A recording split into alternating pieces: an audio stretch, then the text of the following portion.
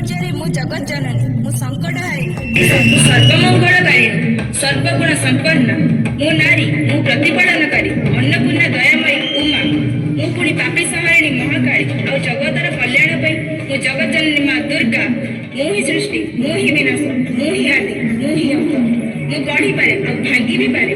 हाँ मु नारी समय कालचक्र मोर अनेक परिचय मु मो माता पिता सम्मान तथा स्नेहर डोरी रूपे मु भगिनी दुई कूलर हित साधन करिथिबारु मु दुहिता घर समस्त भार बहन करथिबारु मु भार्या यौवनर आदि पर्यायर स्वामीर मंगलकारिणी प्रतिव्रता मु सती पुणी मु ही सीता समुद्र पक्षीर अमाप परिसीमा सदृश विशाल मो ममता तेणु मु माँ मु सेई नारी जे तार जीवनर दुख को एक अचल पहाड़ परि बुकुरे साइके रखिछि।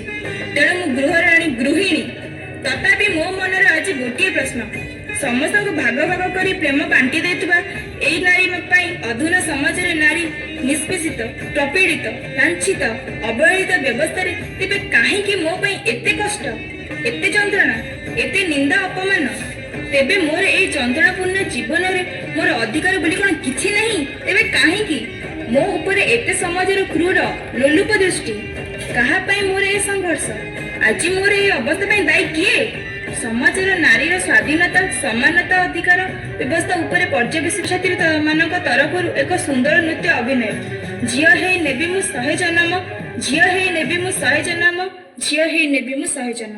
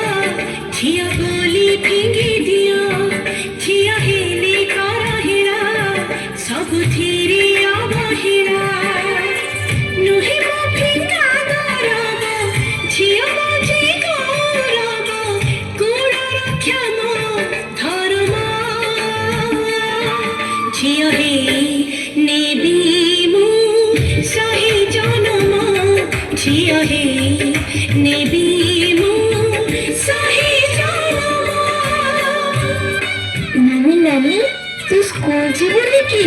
हाँ भाई बाहर छी एवं मु स्कूल जाउची। हाँ रे माँ जा।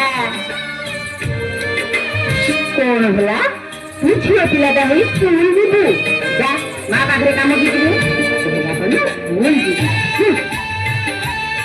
बापा बापा जेजेमा मते स्कूल जीवाकू दौनाती हेले मु स्कूल जीवी बापा। नुही कहा गानो दयार पात्र नुही मुझे कन्या द्रव्य नामको मात्र।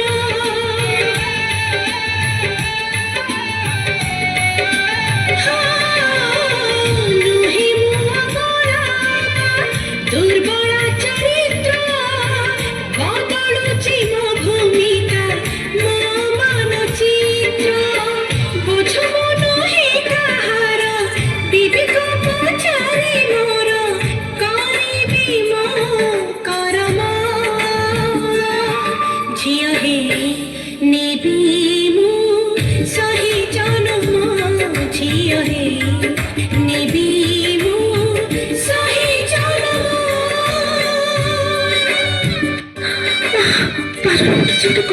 डॉक्टर को डाको प्लीज।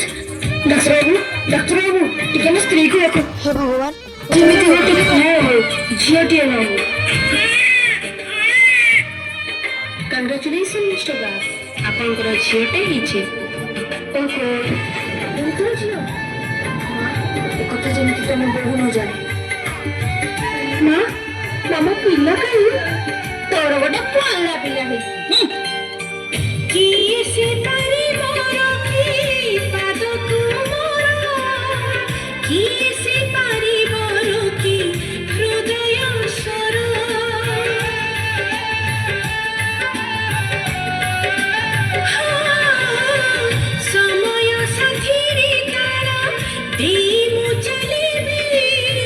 ମୋ ଅଧିକାର ମୁଁ ଛାଡ଼ି ଆଣିବି ଭଲ ପାଇ ସୃଷ୍ଟି କର ଝିଅ ଜାଣି ନଷ୍ଟ କର କାହିଁ ଏତେ ନିର୍ମମ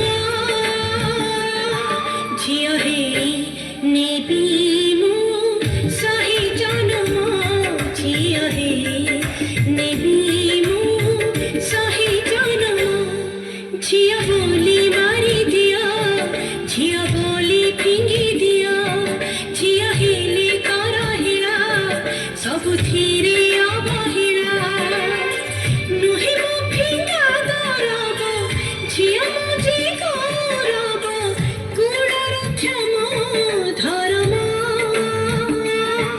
ଝିଅ ହେଇ ନେବି ମୁଁ ସହି ଜନମ ଝିଅ ହେଇ ନେବି ମୁଁ ସହି ଜନମ ରାଣୀବୁ ରାଣୀବୁ ଦେଖିବ ଆସ ଆମ ରାଣୀ କି ଚମତ୍କାର କରିଛି କଣ ବାସା ମତ ଲାଗି କରିଥିବ ଦେଖ ଆମ ରାଣୀ ଆଇଏସ୍ ପାଇଛି ଖୁସିରେ ଆଉ ଗର୍ବରେ ମୋ ମନ କୁଣ୍ଡେ ମୋଟି ହେଇଯାଉଛି ଯେଉଁ ଝିଅକୁ ଆମେ ହତଥର କରୁଥିଲୁ ସେ ଆଜି ଆମର ନାଁ ରଖିଛି ବାପା ସତରେ ମୁଁ ଆଇଏସ୍ ପାଇଛି ହରେ ନା ତୁ ଆଜି ଆମର ଗର୍ବ ଓ ଗୌରବ ତୋ ପ୍ରତି ଆମର ଯେଉଁ ଧାରଣା ଥିଲା ଆଜି ତୁ ତାହା ଭୁଲ ପ୍ରମାଣ କରିଦେଇଛୁ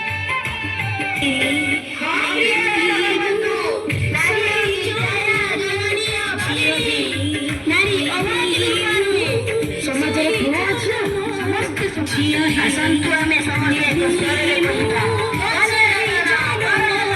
ଝିଅ ହେଇ ବେଟି ବଚାଓ ବେଟି ପଢ଼ାଓ